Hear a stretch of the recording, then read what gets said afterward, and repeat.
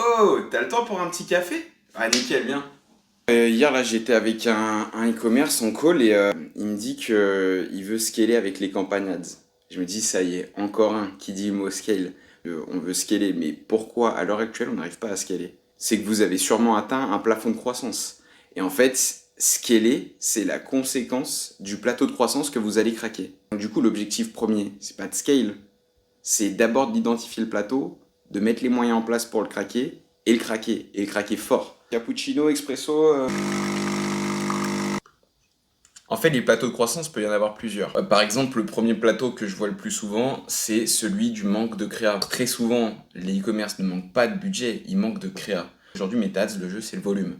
Et le volume, ça sert à tester régulièrement des nouveaux messages, des nouveaux concepts, des itérations. Ça permet aussi de multiplier les messages que tu envoies à tes prospects. Et plus tu multiplies les messages, plus tu as de chances d'amener les bons arguments. Donc le volume est l'élément essentiel en 2025. Le deuxième, il est lié aussi au premier. C'est souvent un mauvais mix. Tu vas avoir un compte qui a trop de vidéos. Ou à l'inverse, il va avoir trop d'images. Et en fait, il faut un bon mix des deux. Parce que si on doit caricaturer, les vidéos vont alimenter le haut de tunnel. Et les images, ça va convertir le trafic chaud. Les autres plateaux de croissance que je vois, on a le CRO. Comment on peut améliorer le taux de conversion du site. Ensuite, on peut avoir l'offre commerciale qui est pas très bonne. Historiquement, on voit des sites qui vendent des produits à l'unité. Mais aujourd'hui, ça a peut-être plus de sens de vendre ton produit par abonnement ou dans un pack. Ça peut être aussi le manque de connaissance de son client final. Combien de fois j'ai eu des clients qui basaient leur avatar ou leur persona uniquement sur des suppositions, des intuitions ou des a priori sur qui ils sont.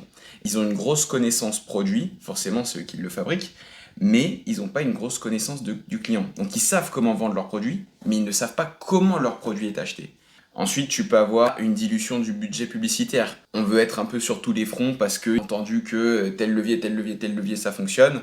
Et la réalité, c'est que il y a peut-être un levier déjà sur lequel il faudrait se concentrer, le craquer, pour déjà avoir une bonne croissance stable, prédictible. Un autre plateau de croissance, c'est aussi la stratégie marketing. Il y a plusieurs e-commerce qui vendent un même produit. Pourquoi il y en a qui explosent tout et pourquoi il y en a qui stagnent? Il y a une façon de marketer son produit qui aujourd'hui peut donner l'avantage à un e-commerce. Donc voilà, tu l'auras compris. Moi, ce que je vais expliquer, c'est que faut d'abord identifier ce fameux plateau, mettre en place ce qu'il faut pour le craquer, et derrière, on peut aller scaler. Bon, et toi, sinon, quoi de neuf?